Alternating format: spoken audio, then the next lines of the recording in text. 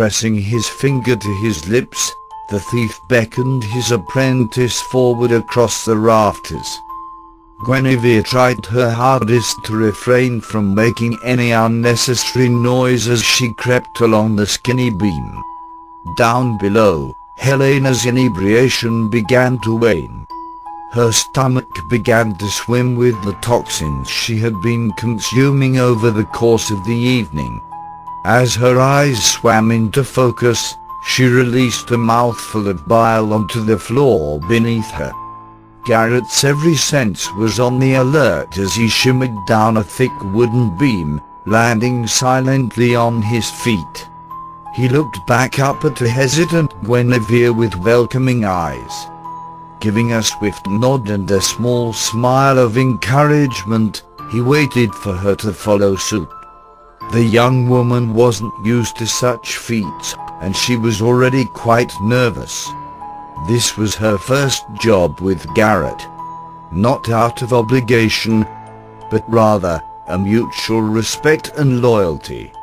The pressure she felt at that moment was unreal.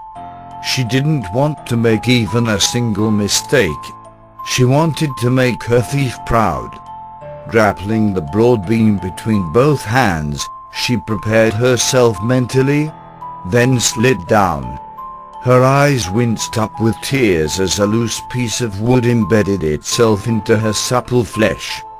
Guinevere resisted the urge to cry out, even as the sharp splinter deepened on her way down. When she reached the bottom, Garrett was instantly at her aid. "What happened?" he asked, seeing as she grasped at her wounded hand. When he went to examine her, Guinevere pulled away, keeping the injury close to her body.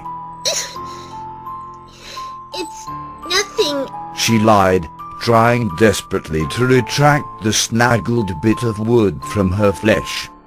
Garrett tenderly clasped her shoulder, causing her to tense. "Guinevere," he spoke in a stern, yet soothing tone. The young woman hesitated, before casting her eyes in his direction. yes. "Let me see." Guinevere sighed and faced her mentor. Garrett stared at the long splinter lodged just between her index finger and thumb. "Hold still. This may hurt a bit." Guinevere bit her lip as he yanked the object of torment away from her. Her eyes widened and began to shimmer as he took up her hand and graciously planted a small kiss where the splinter had been. Guinevere was speechless. Garrett, I'm sorry. She apologized. The thief looked at her in mild disbelief. Why was she always apologizing, even when she was the one who was harmed?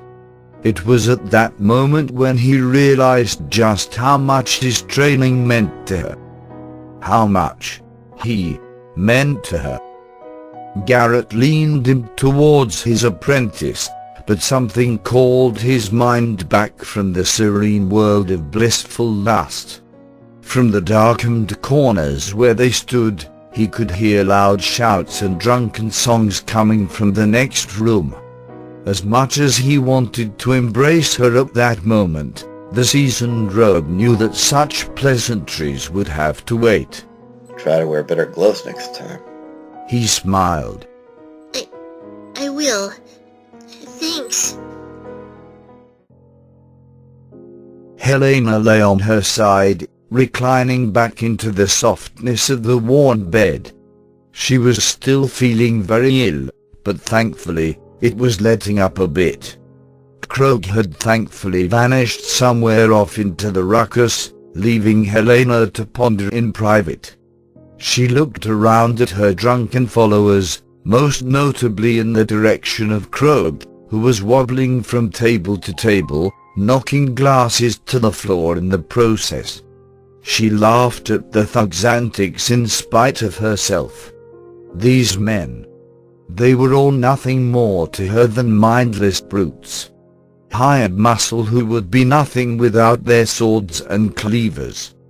but essential to her master plan, for now. From across the room, a weathered and dusty voice rang through the dwelling. Oi, quiet you lot. Aldous has arrived, and he's brought his graven with him. One of her men roared.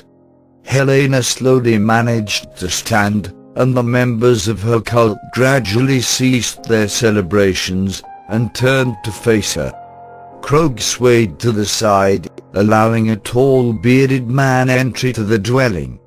From the shadows, Guinevere squinted her eyes to get a better look at the newcomer. Then, just as quickly, she recoiled in terror. She tugged frantically at Garrett's cloak. Garrett, we need to leave. Now! The thief whirled around and locked eyes with her. The look on her face was quite possibly the most mortified expression that he had ever beheld. Shh! Guinevere, what's gotten into you? The thief turned back to survey the group, his leather boots making an almost silent squeak as he did so. That's when his mind finally caught up with him. The man Guinevere had been so petrified of was in plain view now. It was Orion. In his hands, he was clutching tightly to a heavy-looking metal box. Orion, what the hell's he doing here? Garrett growled under his breath. The so-called humanitarian held a look about him that would have marked him as a complete stranger, had Garrett not met him before. The once kind and sincere face was now riddled with harshness and just the slightest twinge of insanity. From behind him, two large men with their faces painted in reds and whites entered through the front door. If any of you try to touch what lies within this box, it'll be the last thing you ever do, one threatened. With that, Orion slammed the box down upon the table. Garrett inched closer, as did several of the members of HELEANA's cult. Again, Orion's follower gave the curious mechanists a deadly glare. Now. That's quite enough, Simon. Why, if these men even attempted to take what was in this box, they would die upon touching it. This object is extremely unstable, after all. He chuckled before reluctantly unlocking the box. As he lifted the lid, a glint of red caught Garrett's eye. When the box had been opened, the mechanists all gawped in awe at what lay within. A large, star-cut ruby. There was a sinister eye carved into the base. It glared with a wicked glint that rivaled that of a tiger, ready to devour its prey.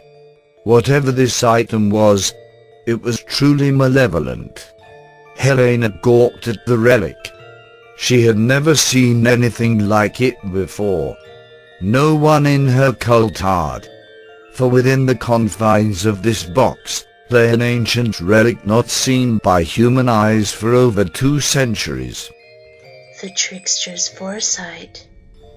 This would be the pagan relic then. The mechanist's leader finally piped up. Yes. One of the 4 relics that go with the primal. Orion replied. And I trust that your people have procured that of the mechanists. We have. But as I already explained, you see nothing until we have your end of the bargain. HELEANA snapped. Orion's eyes danced with mystery. I understand completely. It would only be fair after all. He grinned. So, we have 6 of the 8 objects we need. How do we proceed from here? It's simple. We need the last 2. Which are? I take it that you already had that petty thief steal the book from the Forgotten Keeper library, yes? Orion nodded. Not that he was easy to convince. I'm out quite a bit of coin. No matter. When this little undertaking is complete, whatever you had to sacrifice will seem a mere pittance. Helena's eyes narrowed in concentration, her lips contorting into a demented smile. Now, all we need are the last two, the Hammerite relic and the last mother. I take it your graven can cover the relic part. I'll be more than happy to handle the girl. But HELEANA, I thought we agreed that finding the last mother would be the most difficult part, and thus we would combine our efforts. Are you certain that you wish to do this alone? Shh. Relax, Aldous. I know where she is. Helena's eyes danced like flames. Her entire body was now quaking. Orion had not seen her, but somehow, Guinevere could feel his stare. The thought of what he wanted her for, what he needed her to do for him. It caused her mind to drift into forbidden realms of which only in her most dire need was she brave enough to venture. Then, the voices came again. The young woman shook her head, fighting the urge to give in to the suggestions that they made. Deeper and deeper into her subconscious they submersed her, now practically drowning her in darkness. Guinevere, let it come forth. No! Her eyes flew open as she shouted, and all hell broke loose. Garrett stared at her, eyes wide and filled with disbelief. He wasn't the only one who took notice. Before she had time to register what she had done, Helena's mechanists had them surrounded. Upon spotting Garrett, Orion's expression paled. He quickly retrieved the box containing the trickster's foresight, and motioned for his followers to take their leave. Aldous! Bloody hell! Where is he running off to? Helena snarled. You fool! She's the one we need! But her words couldn't have mattered less to her business partner. Orion had good reason for fleeing. Garrett had heard everything, and thus his Fazord was ruined. Now he had a very important book to collect, before the thief had time to get word to Barso. We meet again, Guinevere. Or shall I say, last mother. Helena greeted, sadism flavoring her every word. Guinevere's face paled. Garrett looked down at her, for she had collapsed into a heap at the mention of her true name. Guinevere, what's going on? Garrett asked with genuine worry. Guinevere cautiously looked up at him. Garrett, leave me to them. The thief stood stunned. What? Guinevere, I'm not about to leave you to that bitch. Oh, now, Master Thief. You should really mind your manners around women. Especially women of my caliber. If the word fits. He sneered. Ooh, you'd assume we had a history, the way you're giving me such sweet nicknames and all. She continued. You could say that. Garrett pulled free his bow from its quiver. I know. I should have treated you with more affection. Yeah, hiring more capable thugs to capture me would have been nice. The thief scoffed. A mistake that you'll be happy to hear I corrected. Helena grinned. From the floor, Guinevere's form quaked. The corruption was consuming her now, and its force over her was only about to intensify. What are you up to, Helena? What's with all the mechanist crap? Garrett growled. My, such respect you have for the man whose inventions kept you from losing your profession. After all, I can't imagine that a thief who lacked depth perception would fare very well. HELEANA jabbed. I would have done just fine. I never asked for this bloody thing. You know, you haven't changed a bit. She giggled. Garrett stood up straight and took aim at HELEANA.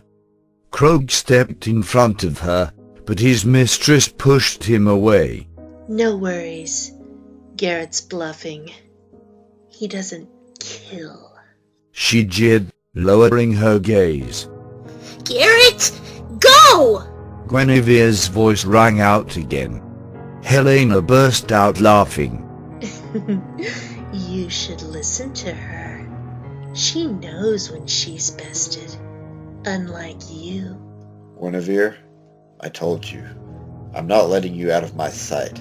He replaced his bow and covered his mouth with a thin black mask. And I'm certainly not leaving my apprentice in your hands, HELEANA. I'm sensing a story here. The mechanist leader crossed her arms, her lips parting coyly. Guinevere shook her head as grisly scenes began to flood into her mind. Torn flesh and mutilated bodies. Blood flowing down moss-coated stone steps like a twisted waterfall. A woman being held down and assaulted by men in strange robes. A decapitated head with brunette hair rolling lifelessly across the stone floor.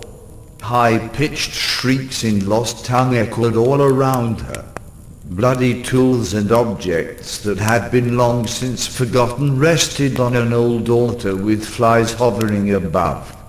A young girl was following one of these strange-robed men. She didn't know why she was following him, only that he had promised to protect her if she did so. Protecting her from what though? What was happening?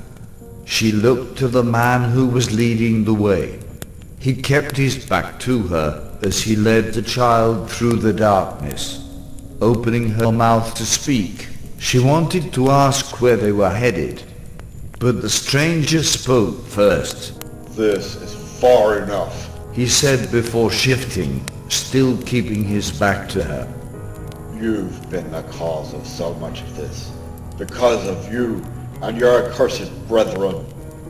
He gritted his teeth and turned, pulling at the child's bright red hair. You owe us, and by the Builder, you will assist us. Then he released her, and the girl's head snapped back as she let out a surprised gasp. Her knees buckled as her tiny body gave out, crumpling to the ground. The man breathed with uneasiness as he slowly approached the girl's body, her green and gold eyes staring up at the night sky, stunned. From the dense, blood-choked forest, the vision of a tall woman burned through her memories.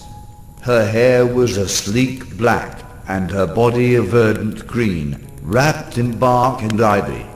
She stood over the girl, silently whispering into her mind. The words she spoke were few, but prominent. Blood. Sacrifice. Guinevere's eyes suddenly flew open.